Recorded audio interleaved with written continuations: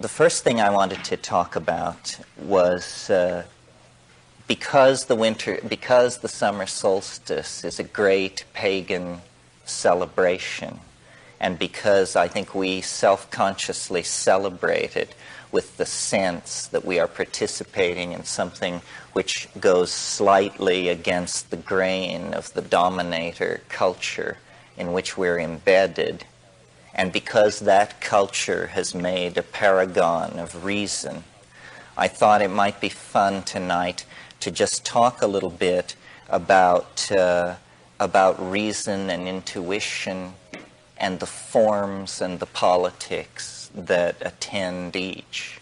So let me dig into this a little and think aloud. Reason, which is always held up as the path to true understanding, has two forms. They are called deduction and induction, and all forms of reason can be subsumed under these two types. Now, deduction, which is considered the stronger form of reason, is called reasoning from first principles, and it works like this. You start from an idea which cannot be proven. You accept it as given, and you reason outward from it. An example that is familiar to all of us would be Euclid's elements of plane geometry. You start with what appears to be an incontrovertible truth, or what we agree appears to be an incontrovertible truth. In the case of Euclid, propositions such as parallel lines never cross, never meet. Well, you can imagine a railroad in your head and run your mind along it to infinity, and then you've inspected the infinite railroad, and lo and behold, at no point did the rails cross. So you accept this as true. Then you can reason from it. Now, in the case of the Euclidean proposition that parallel lines don't meet, you test the truth of it by carrying out this imaginary inspection of the items involved and verifying that the statement appears true in all cases that you can imagine. But other branches of human knowledge also use deduction. Interestingly enough, theology. So theology reasons like in the following manner. God exists. This is perhaps not Christian theology, this is a generic theology. God exists, because Christian theology would seek to go further back and prove, in some cases, such as in scholasticism, that God exists. But let's just start with the given assumption that God exists, and then a second assumption, and God loves us. Given these two assumptions, then deduction goes to work and elaborates an explanation for why we are not with God, how we can get to God, and so forth and so on. So deduction is useful. Notice that my two examples have been drawn from, in the case of Euclid, mathematics, in the case of the second case from theology, a branch of philosophy. So deduction seems to have an important role in these abstract systems. But remember, I said it was one of two forms of reasoning that are ordinarily dealt with. Now, the second form of reasoning is, to my mind, more interesting. The second form of reasoning is induction, not deduction, induction. And induction, for those who believe in it, is thought to be, without doubt, a superior form of reasoning to deduction, because it leads to a control and a manipulation of real consequences in the world. Okay, what is induction and how it works and how does it work? Well, it works like this. When I hit the water with a shovel, it makes a splash. Every time I hit the water with the shovel, it makes a splash. Therefore, this is the leap, the therefore, shovels can be used to make water splash. Now, notice what is interesting about this in contrast to deduction is that there is no untested first principle. You don't state something and then reason from it. You make repetitious observations, and then those observations which are most repetitious you raise to the status of laws. Induction. And this was abhorrent to philosophical thinkers because it doesn't have this Aristotelian purity that deduction has. It doesn't have this mathematical elegance. It's messy. It's all down in the world, observing and comparing and repeating experimentally procedures. But nevertheless, out of inductive reasoning comes the structure of modern science. Okay. But now there's a funny thing about induction. It's making an unstated assumption about time. It is making the assumption that time is invariant. Because what it is saying is, if A precedes B in 1,000 cases, then it is likely that A will precede B in the 1,001st case. In other words, it's a probabilistic theory. It assumes that probabilistic laws give momentum to repetitious observation.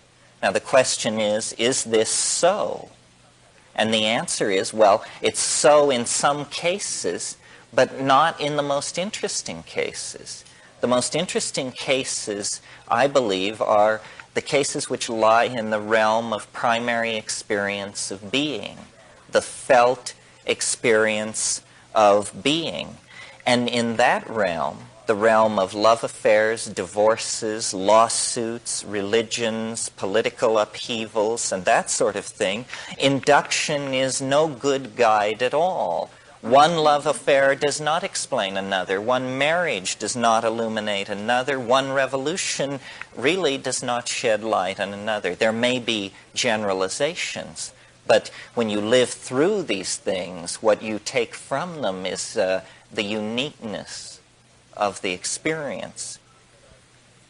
The first principles that are reasoned from in deduction, whether in the realm of a deductive mathematical system like Euclid or a rational theology, these things are seen to rest on foundations of sand because of this problem of the axiom. In mathematics, the axiom appears fairly secure because it's self-evident, such as parallel lines never meet. It rests on its self-evidence to make its appeal to reason. You see, you can see that it is true, though no one has ever figured out how to prove this. You can see that it is true. But when you move from the realm of axioms to the realm of theological first principles, the appeal then is not at all to the obviousness of it, but to the desirability of it, that God exists, that God loves us. We hope these things are true, but they are certainly not self-evident in the scheme of things from the point of view of most of us. So what this shows then, I think, is that in the matter of deeper things, deductive reasoning rests only on the appeal that hope can lend to its case. Okay, so for me, this is a critique of deduction. Now, what about induction? I referred to the fact that its premises rest on this notion of temporal invariance, which seems to be true only for the grossest of phenomena. Science has made great hay in that dimension by creating laws which are essentially predictive laws of cyclical phenomena that define for us what part of reality goes around and comes around. In other words, we can predict simple phenomena involving the mechanical orbits in gravitational fields. We can make simple predictions about the end results of certain chemical processes, certain nuclear processes, so forth and so on. But when you lay it against the background of nature and experience, it begins to look like pretty thin soup. It's no basis for claiming epistemic preeminence. And this is the point that I want to make. Science claims epistemic preeminence. That means that science doesn't say we are an ideology like Buddhism and Taoism and the Tarot. They say we are a metasystem. We shall judge all other systems in our scales. Well, this is politics, but not good philosophy, because there is no basis for this claim to epistemic preeminence. So, this somewhat egghead rave is supposed to pass for a pagan polemic on the Summer Solstice, because it's an attack on the foundations of reason itself. And as you know, when reason goes, barbarism and madness cannot be far behind.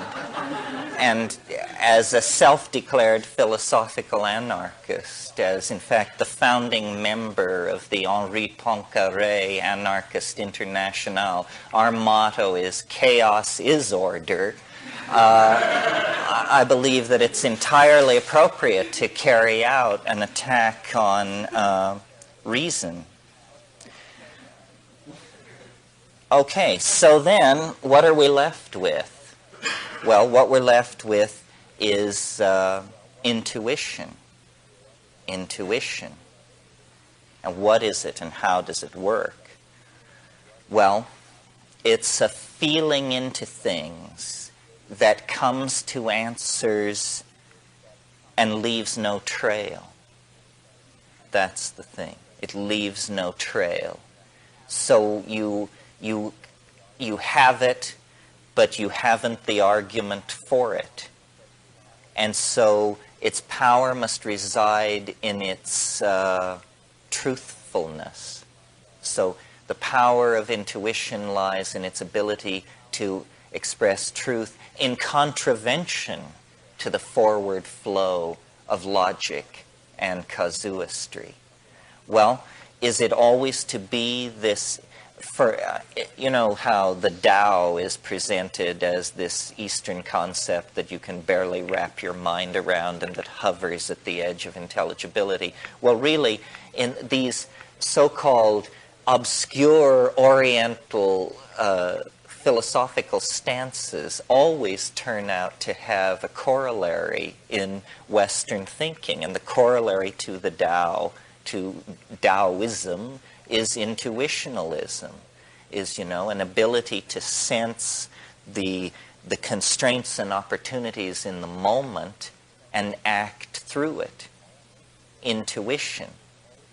And intuition is always presented in the dominator society as 1 vague, 2 feminine, 3 unreliable. But this is simply because of this bias toward deductive and inductive systems whose falsity I have just demonstrated to you. In fact, in the felt domain of experience called living, Intuition is how most of us, even the most self-defined as non-intuitional, are operating. Intuition is a kind of field processing of both the foreground and the background of experience. It's a gestalt understanding that is subliminal and that leads the whole organism through an invisible set of creodes towards the maximizing of some kind of a goal. Okay, end of Act 1. The second act opens in the middle of the 19th century with science responding, albeit unconsciously, to an understanding of what I've just said. The inadequacy of reason, the necessity of intuition, and yet all this going on in a domain of Victorian gentlemen with beards to their belts and a world where pianos wore pants. So, you know, it worked its way out subtly in the notion of evolution. And evolution is a very interesting concept that even those of us who profess to believe in it, I think, don't fully grasp, what comes in this package. We all are taught that in the 19th century, a great struggle was waged between science and religion because science had the audacity to suggest that human beings were descended from the great apes. And we all know who took what sides and the kind of polemics that were raised. And we all know the happy ending of this story with the great triumph of modern evolutionary biology. However, that, to my mind, looking at it from the point of view of a philosopher, is all sham. Or it's like the 11 o'clock news version of what actually happened. That's how rather silly people understood the great intellectual watershed struggle of the 19th century. That is not, in fact, what it was about. That's not what it was about. The outrageous assertion of the evolutionists, of Darwin particularly, and his school, was not that human beings were descended from the great apes. In fact, the outrageous assertion wasn't even contained in the part of the manuscript that was called The Descent of Man. You recall it was called The Origin of Species and the Descent of Man, and where the real kicker was lodged was in The Origin of Species. Why? Because Darwin set out to show that nature could be the product of processes without purpose. That was the bit that brought the roof down. Ordinary people couldn't understand this. This is called the so-called teleological issue. But this is what brought the Christian church roaring to its feet in confrontation with evolutionary biology. The assertion that nature could be accounted for by processes that were not guided toward a higher end by a higher power, that simply random molecular processes and then pressures of environmental selection could cause to come to be animals, plants, and ultimately human beings. But the fight was over teleology. The fight was over whether or not the universe has a purpose toward which all creation moves ineluctably, or whether nature is what the Darwinists called it, which was trendlessly fluctuating. Trendlessly fluctuating. So it was an attack on God, not the divinity, not the divine status of man. That was peanuts in this poker game. It was an attack on the need for God per se as an efficient cause in the machinery of universal being? Well, it's a very interesting question and a very interesting struggle, because we are still caught up in it. American transcendentalism, while all this was going on in England, American transcendentalism was exploring the transcendental realms of the human spirit cast against the background of the American landscape. And this question of the telos in nature was, to make friends, lifelong friends, into enemies and sunder families. Alfred Russel Wallace, who was the co-discoverer of evolution with Darwin, really preceded him. He had a fever. He was a professional butterfly collector, as I was once in my youth. And on the island of Ternate in eastern Indonesia, Wallace fell into a malarial fever. And at the height of this fever, he wrote down 1.5 pages of scribbling, which, when he came down from this illness and read it, it seemed to hold up. And what he had discovered was what all biology was seeking, what he called the solution to the problem of the species. And he looked at this thing, and what it was a description of natural selection. And it seemed to work.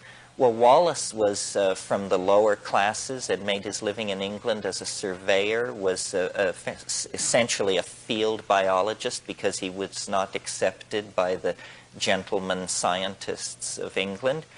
He didn't know where to turn, so he fired off a letter to the only person he could think of to ask, who was the greatest biologist of the day, Charles Darwin, at home in England in his garden, working over 20 years of notes on the problem of the species. When Darwin got this letter from this unknown character, postmarked Ambon, Dutch East Indies, and read it, he paled visibly.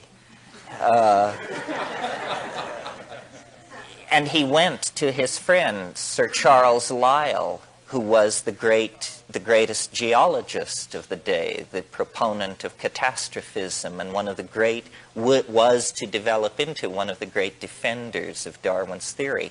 He went to Charles Lyell and said, I've been working 20 years on this idea. This came in the post. This is it. It's all here. And Lyell said, don't worry, my friend.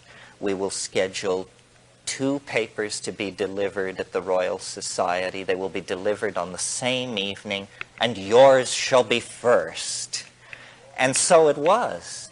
And so it comes down to us as Darwin's theory of evolution. But in fact, in a way, for philosophical purists, it may have been better that way, because Wallace, who was in many ways a deeper thinker than Darwin, was a Fabian socialist, was fascinated by paranormal phenomena, as well as being interested in electricity, biogeography, anthropology, truly one of the last of the great polymaths.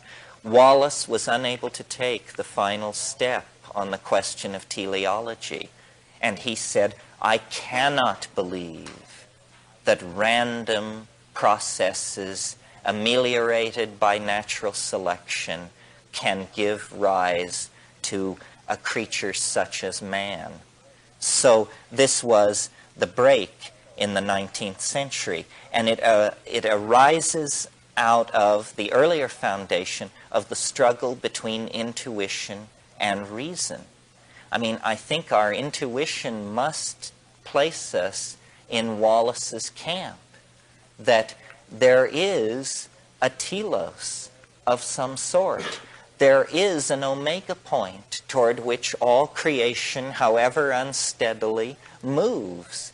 And it is because of this omega point that we do live in a cosmos and not a chaos, not simply a raging confusion, but something that is structured and ordered.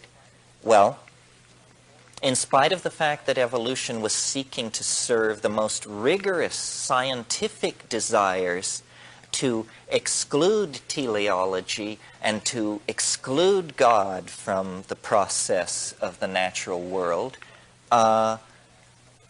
it introduced a bizarre concept which cut against its own purposes. The concept is a kind of progress in nature where previously none had been, so that from Aristotle to the 19th century, what you have as a theory of nature is what's called the great chain of being, or the great ladder of being. And it stretches from God through the archangels, the the cherubim, down man, then the animal kingdom, the vegetable kingdom, so forth and so on. But it is imagined as static, as put in place by the fiat lux of creation, set in place for all time. What Darwin did was to see it as not a great chain of being, but as an escalator of being. He added the notion of progressive movement toward higher and higher forms, more and more complex manifestations of the intrinsic ingression of novelty into actual events. And this idea is very, very interesting and cogent and pregnant with possibility for all of us and our world. You see, what it is really is it's a recasting of an idea that had been banished for several centuries from Western thinking. It is the alchemical idea that nature is driving to perfect itself. This was what the alchemists believed. They believed that through time, lesser metals became gold, and that what the alchemist was trying to do was to compress time. He was trying to catalyze a natural process so that what took thousands, in their imagination, of years in the body of the earth could be compressed into days or weeks in the alembic of the alchemists. Well, as science defined itself throughout the 17th and 18th century under the impetus of Descartes and Kant and all of these people, this notion of the world as a distillate apparatus was given up. But it returns in the idea of evolution, and we inherit it in the social world. Now, this is a delicate point. There is something called social Darwinism, otherwise known as fascism.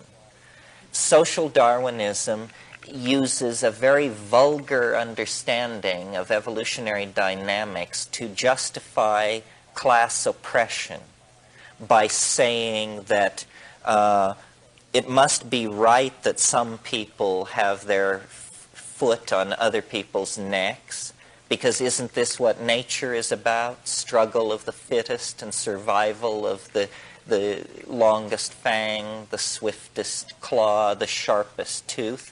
Well, the answer is no, absolutely not. This rests on an understanding of nature that was in vogue 150 years ago, that is not in vogue now. That's what you see when you look at nature in the human dimension. But when you analyze nature as an integrated system of chemical reactions, gene transfer, catalytic self-regulating activities, hypercycles of energy, nutrients, and metabolism, when you analyze nature from that point of view, you see that it seeks to maximize cooperation, connectedness, mutual interdependability, is the thing which holds the whole thing together. And the species that is most successful is not the species that can dominate all others. It's the species that can make itself indispensable to all others. Look at the evolutionary success of the bacteria. You know, they settled in for the long haul, and no higher form of life can operate without them. And so the possibility of bacteria becoming extinct is laughable. I mean, they'll be the last to go because they have made themselves indispensable. This idea then of evolution has strongly entered the human world, and science hates this. I had somebody once say to me, if it doesn't involve genes, it ain't evolution. And you should not use the word evolution to describe progressive change. They didn't like that. They said evolution is a technical term used by biologists, and it applies to genetic material only. Books do not evolve, social systems do not evolve, corporations, relationships do not evolve. This is a misuse of the word. Well, since then, evolutionary thinkers like C.H. Waddington, Eric Jantsch, Wes Churchman, Paul Feyerabend, Irvin Laszlo have, I think by the sheer force and volume of their writings, overwhelmed this notion and reclaimed evolution as a much broader concept than it was understood to be in the 19th century. Evolution is now understood to be the triumphant march out of chaos into order, connectedness, self-expression, and self-reflection that begins with the first moments following the Big Bang. In other words, we have we have atomic evolution, evolution of atomic systems as electrons settle down into stable orbits. We have chemical evolution into more and more complex molecular forms, which finally become polymers.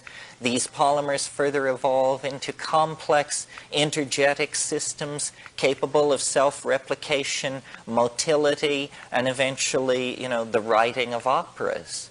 So what we see when we look at the universe is that you have to be blind to this progressive tendency that has worked its will with the random plasma of pure electrons, with the chemistry of stars, with the molecular chemistry of primitive planets, with plant and animal life, with human epigenetic coding systems, carving, dance, ritual, vocalization, magic, and this process proceeds right up into the 20th century with this phenomenon that we all give some credence to, the notion that we are living in a period of compressed time. Well, so what are we to do with that? I think what we have to do is begin then to design this process. It is now moving fast enough that it is within the ken of each one of us to see progressive consolidation of change taking place in the world around us. We as human beings, I think, are destined to be the design and control element in this thing, in this global Gaian process. Never mind that we have done it so badly up to now, because now, meaning the 20th century, is a completely different kind of epistemic world than any world that preceded it. And to the degree that we can shed the inherited behavior patterns of previous centuries, previous cultural styles, and actually take hold of the tools present at hand, we can guide and control this evolutionary process. Culture as it is, in a sense, the software of the infrastructure of the global civilization, which is the hardware. We don't need to make major design revisions in the hardware.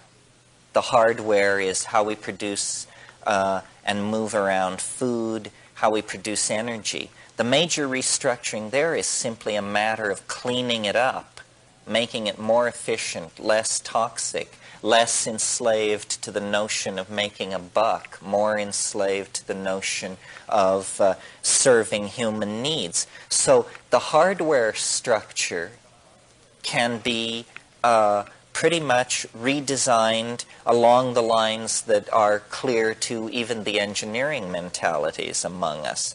What is not so clear is that culture can be redefined as software and radically rewritten so that it runs much more smoothly. Now notice that I did not say that we were software or hardware. We are neither. We are the user. And this is the important thing to remember. We are not scripting ourselves into some kind of machine future. We are designing the future that we want to have rather than allowing the blunders of our grandparents to dictate the kind of future we will have. We're very late waking up to the necessity for this. This is because we tend to operate along very short-term goals. It's very hard for us to put in place a project that looks 40 or 50 years ahead. It was interesting, a couple of years ago there was an article in the Whole Earth Review about a chapel at Oxford that the main beam of this chapel, which was an oak beam about so by so, was rotted through with worms and had to be replaced. And it was no problem because 800 years ago an English king planted an oak tree that was to be grown for the specific purpose of replacing this beam when it should need to be replaced. And so this 750-year-old oak tree was cut and the beam hewn and put into place. And it inspired them to plant another oak tree, which is not a bad idea. Okay, well, so that's maybe enough about evolution. Now I want to talk about revolution, which is also in the solsticial theme, because what the solstice marks is the return of the heliacal rising of the sun to a certain fixed star against the background of fixed stars in our calendar system. What it really celebrates is the longest day of the year, the day when the sun makes its most northerly, its deepest incursion into the northern latitudes. It's interesting, the theme of revolution is dealt with in the I Ching, and since, of course, the I Ching was one of the 5 Confucian classics, you might turn to that passage expecting a discourse on political reformations. And when you look at the hexagram revolution, it says nothing about political guidance to revolutionaries. It says instead, the magician is a calendar maker. He measures the seasons and he sets them right.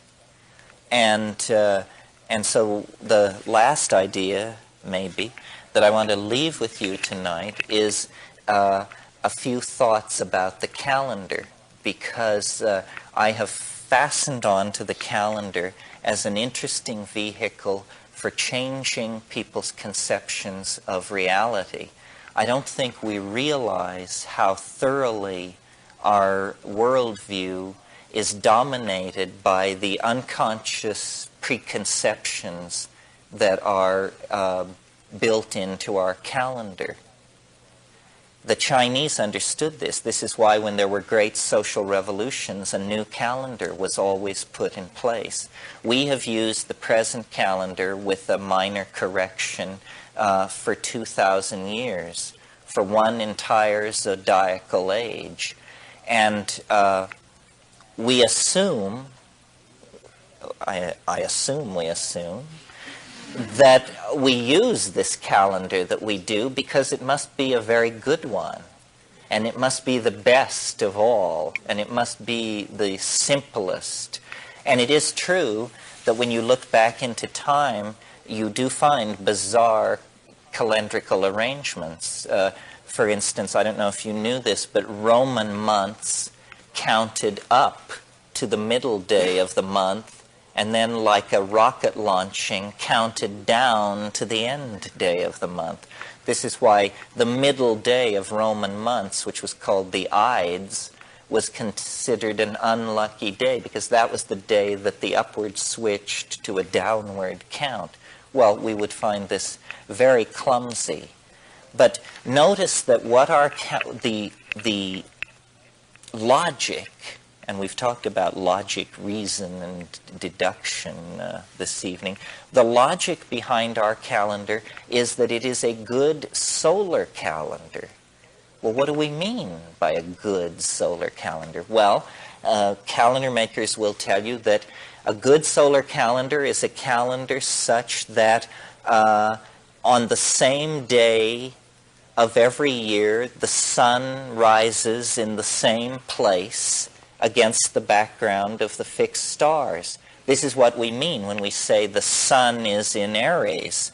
We mean that at dawn, the constellation Aries is blotted out by the heliacal light of the rising sun. But the sun is this solar, masculine, Apollonian archetype. It is the archetype of the ego as God. It is the archetype of the center, the unity. The solar calendar is set up so that we do not have what is called a precession. A precession is where the days slip against the background of the fixed stars. The notion of our calendar is that it is an agricultural calendar, and we want our great agricultural holidays to always fall in the times of harvest and planting. So a solar year must be used. But what this does is it has an underlying assumption which is false, and which has been inculcated into our psychology to detrimental ends. And it is this, that this obsession with fixing the solstices and the equinoxes against the fixed stars is the effort to build a structure on the very largest level, the level of the planet itself, to build a structure that is fixed, that is enduring. And the great pride of our calendar is that we say it does not slip. That means it's fixed and enduring. Well, you may not know that the reason it doesn't slip is because there's a fudge factor in it. We're all familiar with the fudge factor of leap year, that every 4 years we have to add a year to keep it okay. But how many of you knew that every century year divisible by 400 is also a leap year, even if it occurs out of sequence? The year 2000 will be such a leap year. It is a century year divisible by 400. So was 1600. And so in that case, you have a leap year, even though the previous or the following year may be a leap year. So there is a fudge factor in the high and mighty solar paternal calendar that keeps it on track. Well, somewhat facetiously, what I propose, at least as a thought model, is an entirely different year length, 384 days. Now, 384 days is an interesting number. It's 13 lunations, precisely 13 lunations. And so we would have, therefore, a need for a 13th month in the calendar. And I propose that the 13th month follow August and precede September and be called Remember. And the month of Remember will be a month of great mnemonic celebration and recovery of the past. It will be a celebration of the past. Well, okay, now we have 13 months. That's wonderful, but we have purchased this 13th month at the expense of 19 days that overshoot the solar year. What about that? Well, instead of viewing that as a problem, as it has always been viewed, let's view it as an opportunity. What happens if you use a day length 19 days longer than the solar year? Well, it means that the great festivals of the solar year, Easter, Christmas, the 4th of July, will, let's call it Independence Day so we don't confuse ourselves because it's going to move, that these great festivals will do what is called precess. Each year they will come 19 days later against the solar year than the year before. So in such a calendrical system, you would be, as a child, Christmas would occur, let us say, in winter. By the time you were in your middle teens, Christmas would be occurring in springtime. By the time you were in your mid-20s, Christmas would be occurring in high summer, and in your mid-30s, it would occur again, it would occur in autumn. And through a life of 60 or 70 years, the solar festivals would migrate through the seasons. Well, this may seem trivial to you, and hey, it may be. But the psychology of it is that it's trying to build in at the highest level a truth which we have lost sight of, which is the idea that everything flows, that everything is impermanent, that flux is the only standard. Flux is the only thing you can depend on. If we gave ourselves permission at the highest and deepest psychological level, the place where we measure time and the spectacle of our life as spread out against the grid of the history that we live through, if we were to give that permission to be portrayed on a grid that emphasized flow, transience, change, and recursion, rather than this constipated solar square against the fixed stars, then what we are really doing, you see, is changing archetypes. We are changing archetypes. And what are we changing? We're changing the Apollonian solar paternalistic dominator archetype for the feminine, oceanic, intuitive, giving and taking archetype of flow and life and death and completion through change, rather than completion which seeks to stave off change and then is inevitably swept away and therefore somehow touched with pathos. Well, maybe that's enough. Maybe there are questions. This was somewhat meandering. I'll recap it for you to try and give you the illusion that there was a plan. We began by celebrating the solstice with an attack on reason and logic and in favor of the primacy of intuition in spite of its nakedness, Intuition cannot clothe itself in the armor of logic. But I hope I demonstrated to you that the armor of logic is wide mesh chain mail. In fact, it's chicken wire. In fact, it may be chicken shit. So the primacy of intuition and how that intuition led into a peculiar episode in 19th century science where committed atheists found themselves serving the recovery of the alchemical ideal through the notion of nature as an engine of telos and progressivism. And then from that, the notion of our own century as the concrescence of this teleological process that is leading everything into deeper and deeper modes of self-reflection and connectedness.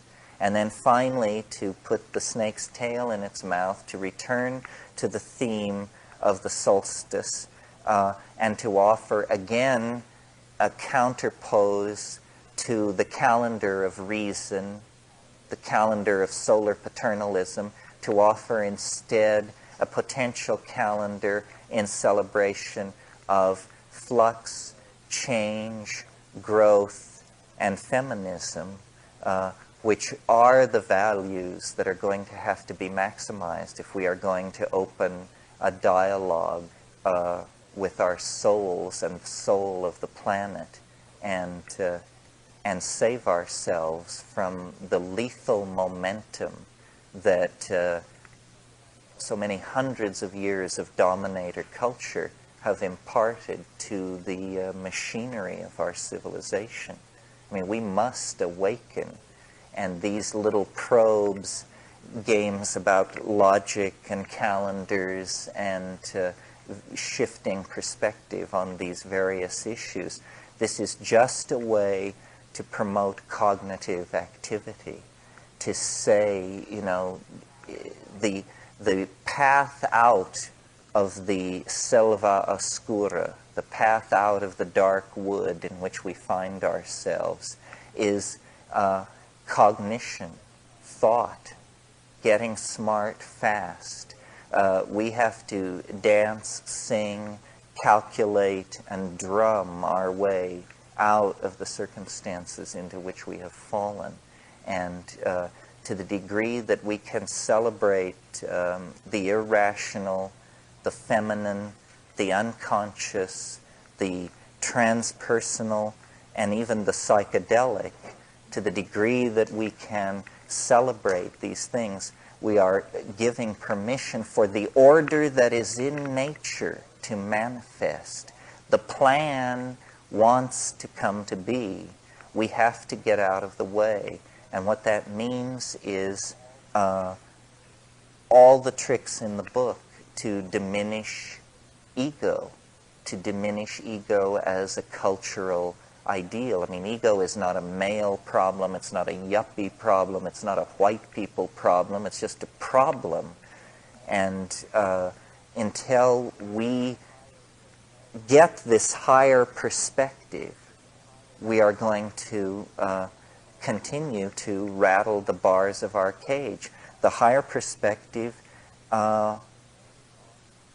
depends on seeing things on a scale of thousands of years and potentially millions of light years, a cosmic scale, the correct scale, the scale on which we are truly operating.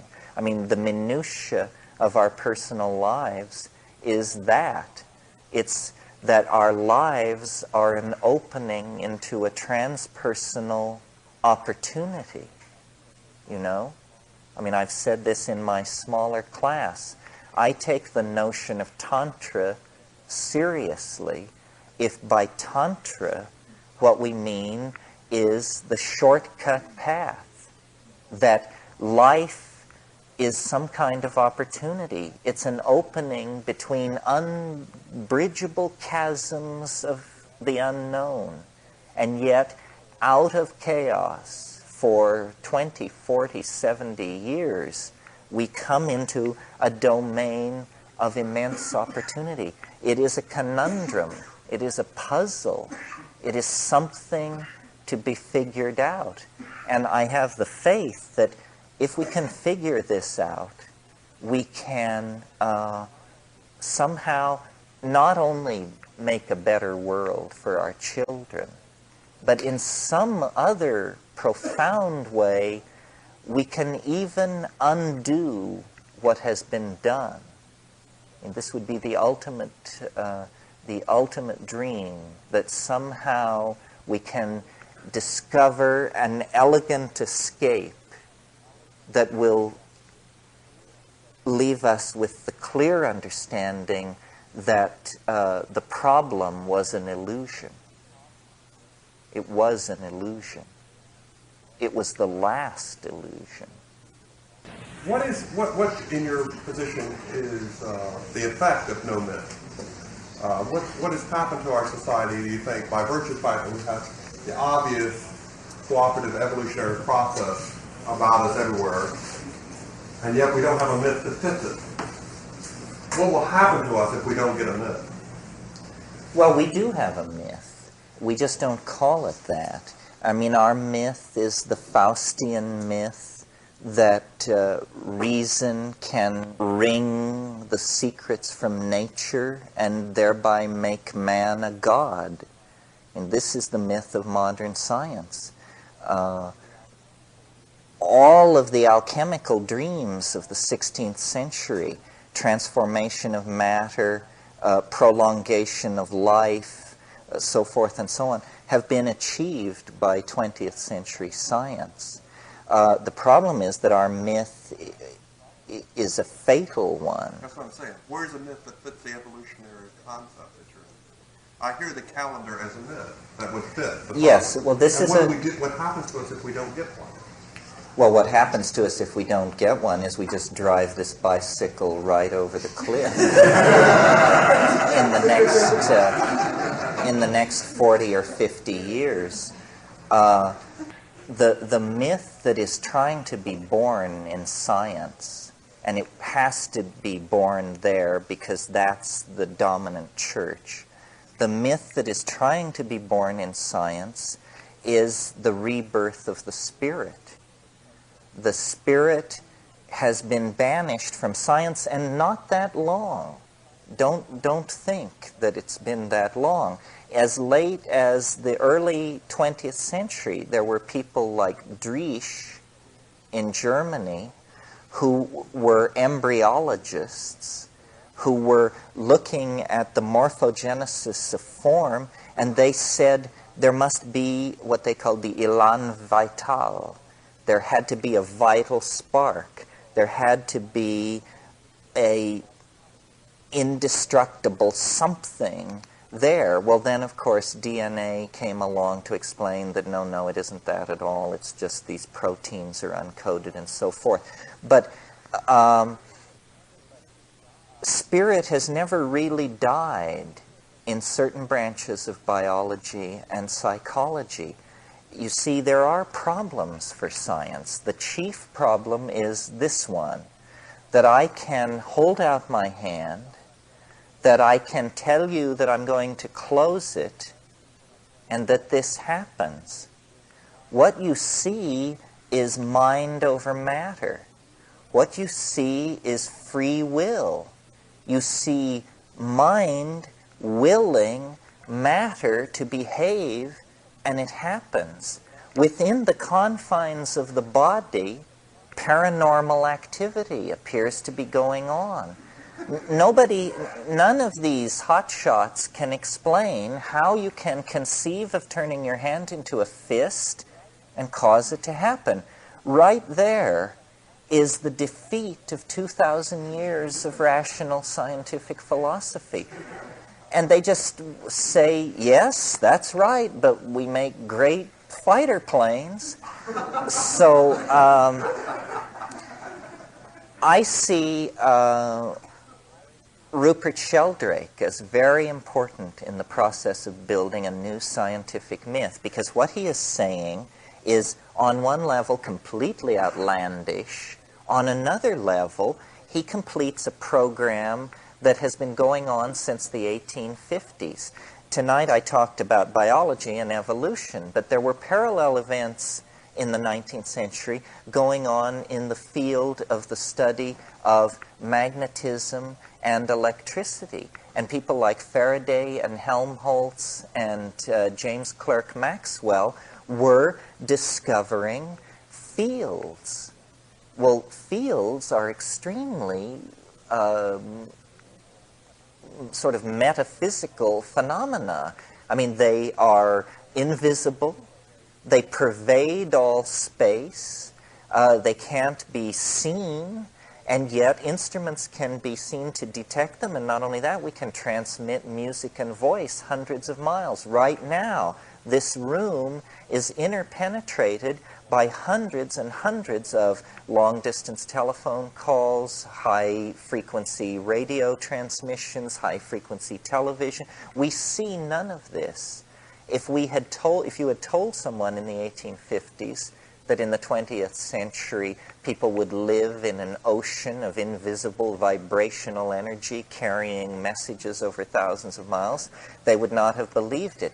Sheldrake is simply saying that the part of reality that science has hitherto been unable to account for is going to have to be accounted for by adding a field into the already allowed fields, which are the electromagnetic field, basically, the electromagnetic spectrum. Well, this field which Sheldrake wants to establish is called a morphogenetic field. It means that somehow the history of this glass is attendant upon it. The history of the glass has followed it here this evening, as has the history of the pillow, and your history, and that we are in fact not, that the past is present in the present, that in fact the present is somehow a cascade of effects coming out of the past, not along the lines of causal declension, cause and effect, but also in this other way. And I think that there's a lot to this, and I think that eventually Sheldrake will be heard. As yet, he's unable to stride to the blackboard and write the equations for the morphogenetic field, but this could come in time. And when it does, it will elucidate the hidden dimension that so bedevils our understanding, because it will explain why things are as they are. That they are as they are because they are a wave front out of the past meeting the boundary constraints of the present situation. The whole, my own personal effort to restart a dialogue on the psychedelic issue is because I believe that psychology has reduced its field of expertise unnecessarily by seeking to see everything as an adjunct to the functional or dysfunctional human personality. In other words, we don't know what the mind is. The notion that it arises out of the brain is something that the reductionists hypothesized with Sherrington in the 20s. My God, they've had 60 years to make good on this, and they've gotten nowhere. You know? How long do you beat a hypothesis before you proclaim it a dead horse? You know? Same thing with molecular biology. I mean, DNA was decoded in 1950, 35 years ago. And, you know, has molecular biology taken a significant step since? I mean, yes, I know about operons and all that stuff, but that's really the details. No understanding of the mechanisms of life have emerged out of reductionist biology, and no understandings of the mechanisms of mind, thought, and cognition have emerged out of reductionist psychology. So what we're going to have to admit, and this is a tough thing, but this is what goes along with intellectual revolutions, is the inadequacy of the present models. And the paradigm reformers are in for big trouble, because these paradigms can't be reformed. These paradigms have to be junked. It's junk. It's worthless. I mean, it's fine if you want to make fighter planes, but what does that prove about your knowledge of the nature of being? It doesn't prove anything. It's just a cultural artifact. So I think the myth that is seeking to be born is the rebirth of the spirit. And it's a strange thing because we all feel it. We all know it. But we live in such a top-down ecology of knowledge that until Time magazine proclaims the rebirth of the spirit, nobody's going to cop to what's going on. Yeah, intuition is this same kind of thing. I mean, the feminine is the same thing. I mean, I don't want to burden this group because you haven't stuck with me over days and days, but what I'm saying in my, what I think of as course, is that we had a symbiotic relationship as recently as 20,000 years ago with a vegetable mind, an organized entelechy, a goddess, a spirit, whatever you want to call it, a mind that was brutally truncated. Our symbiotic relationship was brutally truncated by climatological and historical factors that caused us to fall from that state of grace, ecological balance, symbiosis, into, you know, the wandering herd of car thieves that we are. And our ennui, our existential discomfort, our angst is a product of this severing of our relationship to spirit. We are the children of a dysfunctional relationship that we have to bring to the surface. And you know, if you are what I imagine an ordinary person, this will begin to sound, this will start out sounding preposterous, begin sounding menacing, and I hope end up convincing you. We are worthless without a stabilizing umbilical connection to the mind at large in nature. And the way we have always achieved this is through shamanism, natural magic, and ecstasy. This is, in fact, what ecstasy is. Ecstasy is being in the presence of the other. And the other is not a philosophical hypothesization or a somebody's notion. The other is the thing we share this planet with, that we as a culture have not glimpsed for 1,000 years because we've retreated into walled cities and walled languages and walled idea systems. We nowhere come tangential to the flesh of the earth. When we do, alone in the wilderness, then it overwhelms us. It moves us.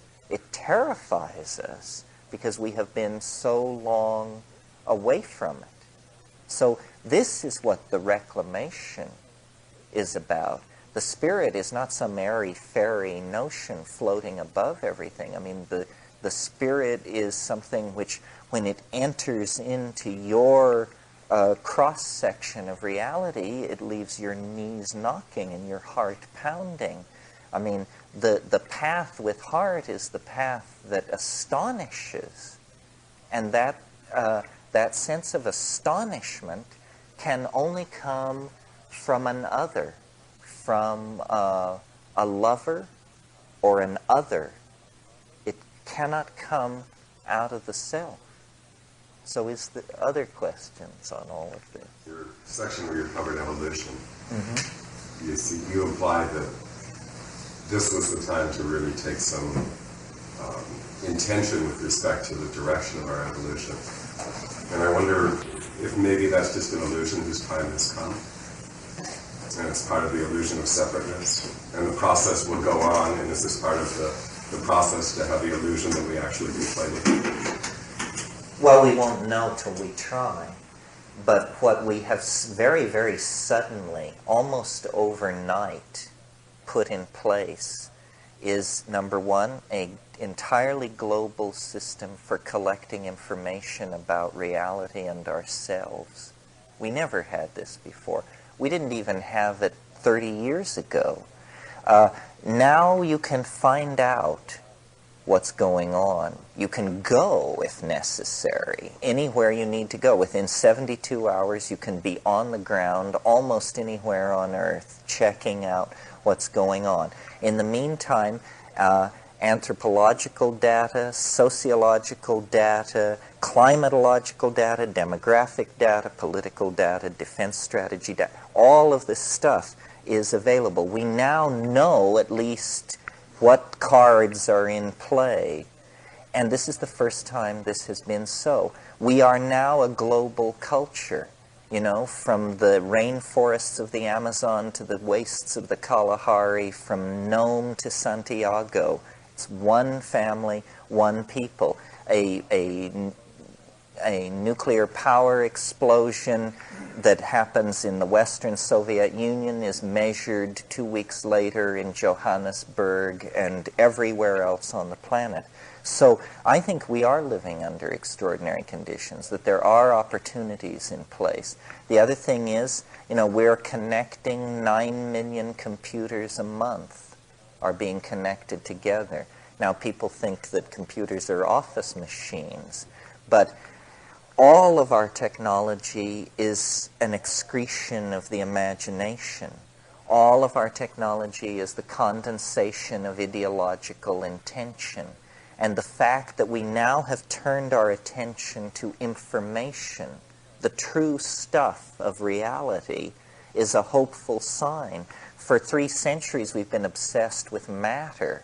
We thought that was the true stuff of reality. Well, it turns out that's just, you know, nonsense. A flawed philosophical premise gave us this bias in favor of materialism.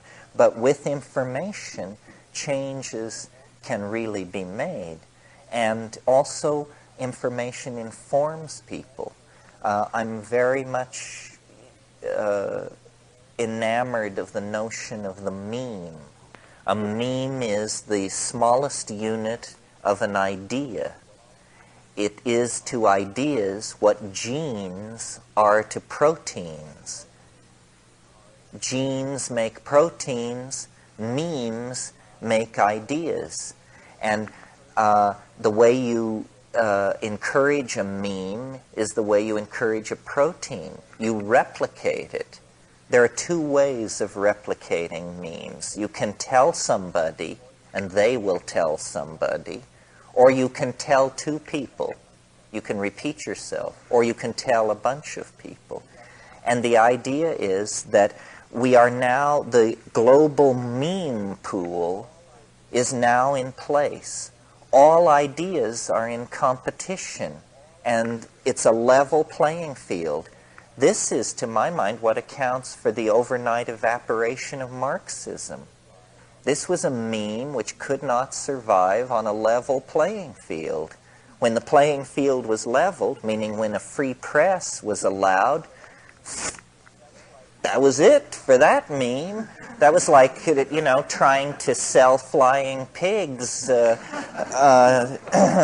in Brooklyn. Just people are too smart. So it's not going to happen. So I believe then that memes compete with each other, and that the best ones are the ones which rise to the top.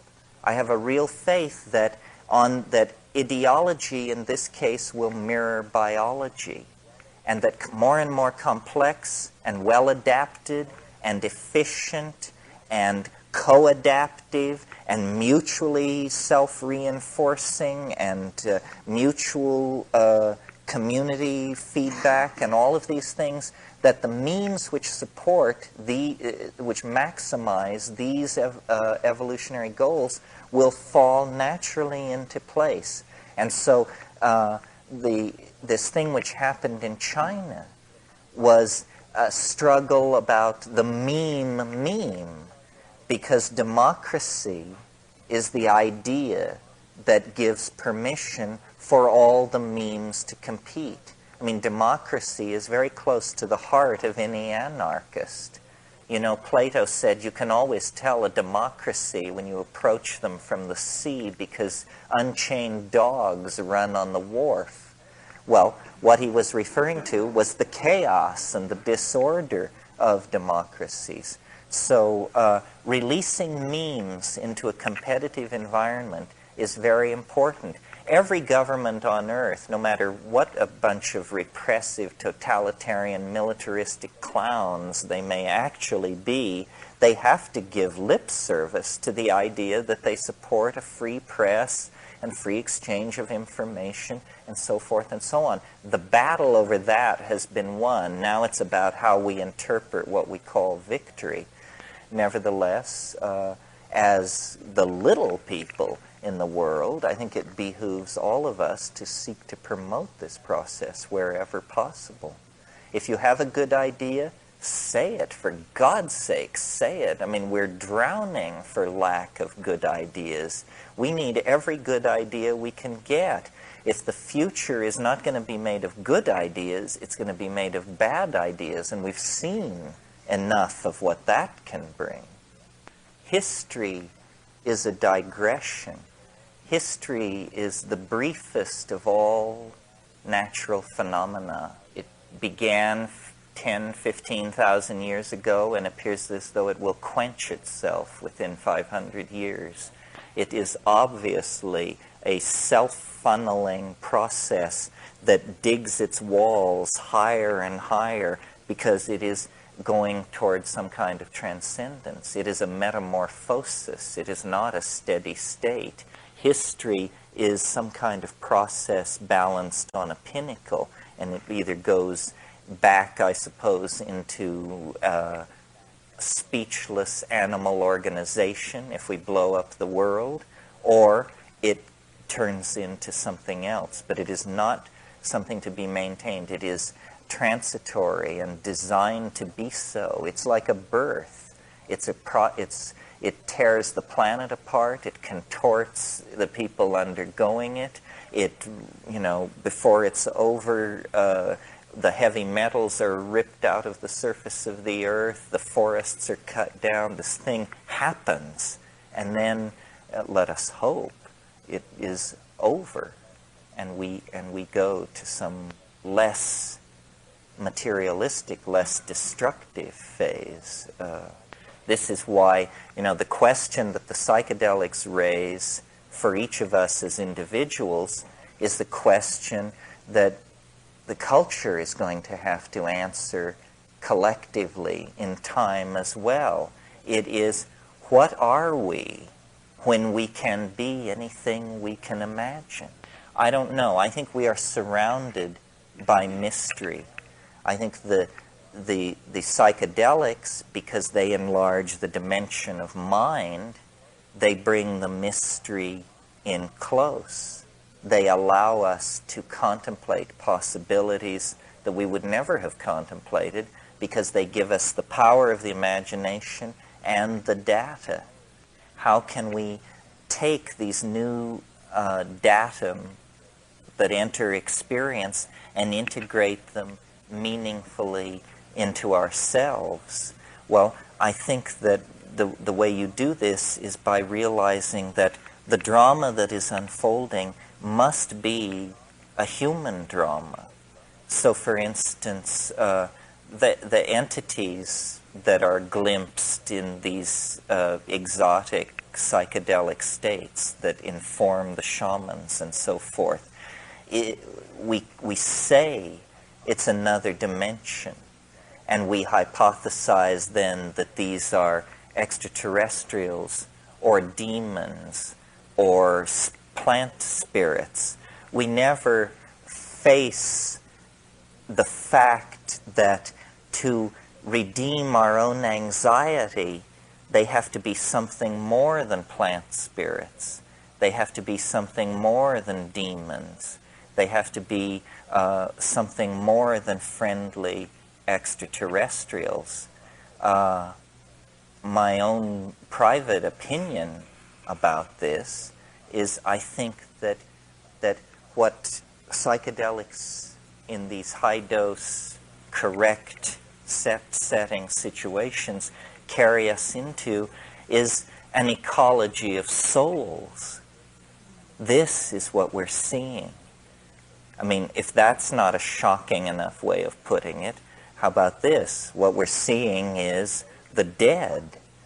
Those people, those things in that place are our ancestors. It's as though there is an ecology and a cycle of energy that reaches beyond visible life.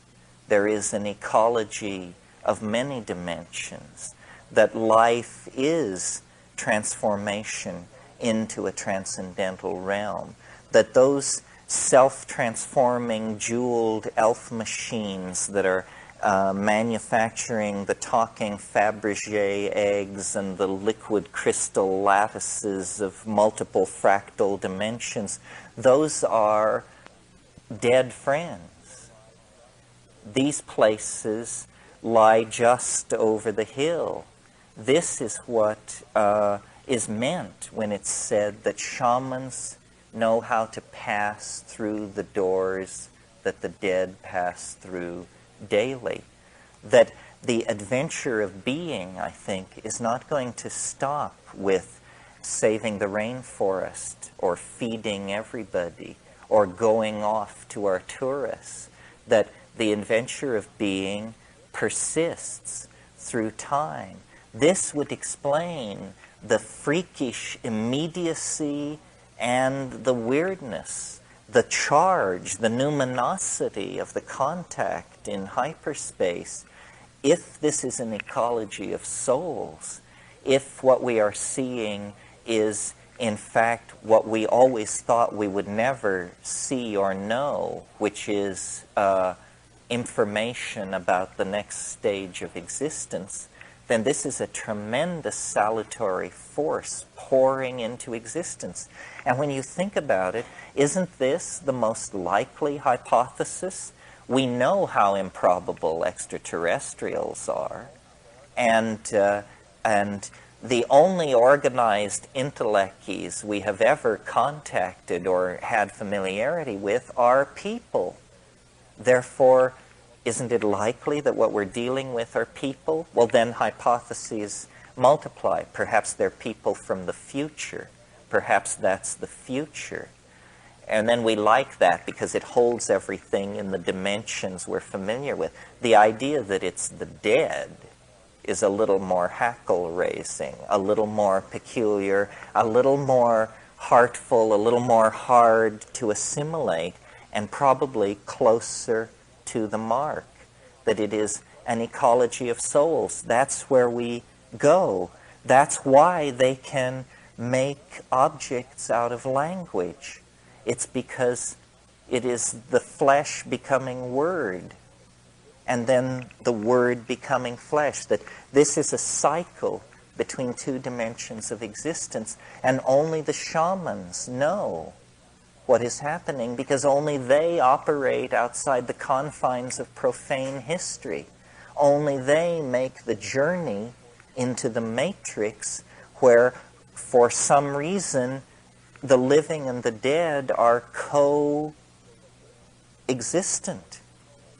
Well, this, just seems like raving madness, except that this is what every anthropologist has collected in his notebooks from every pre-literate group worldwide. They're into the ancestors, not extraterrestrials, not voyagers from the far future, but the dead. And it is, it has the ring of truth to me. This would explain this intuition that the psychedelics somehow have a historical role to play. because, deny it as we may wish to, we are in a great dying. It is well advanced. So then, there's this sobering realization that, my God, what we feared most is possibly about to happen. Well, then, if we believe in the Tao, if we believe in the unobstructed unfolding of things from the first moments of the universe, then what we have to do is take hold and face the music. And I don't think it's that bad, but I think there's a hard swallow in the transition. There is a leap into this other possibility. So it is not simply an opportunity for a political revolution or a social revolution or an ecological revolution. It's all that. It's much more. It has to do with deconstructing the dualism of life and death itself and creating the ontos of a new reality that is based on the presence of eternity. That's what eternity is. Eternity is the present at hand hyperdimensionally beheld, and it is found to be a domain of magic and caring and mystery that mingles life and death as the only possible way of overcoming the contradiction. It has always, in hindsight, appalled me when I go into the truly deep psychedelic places, how casual one becomes about death. Not that you seek it, but that it seems almost a trivial issue, because these two things are seen to be all of a piece. There is continuity, but there is astonishment. We do not recognize ourselves. The shaman alone has the privileged vantage point to know what he beholds. And I think that's how we define where we are on the shamanic path. Do you know what you behold? I mean, some people come down and say pretty pictures. Other people come down and say dancing mice, hieroglyphs. Do we know what we behold? We need to know what we behold, because inevitably we become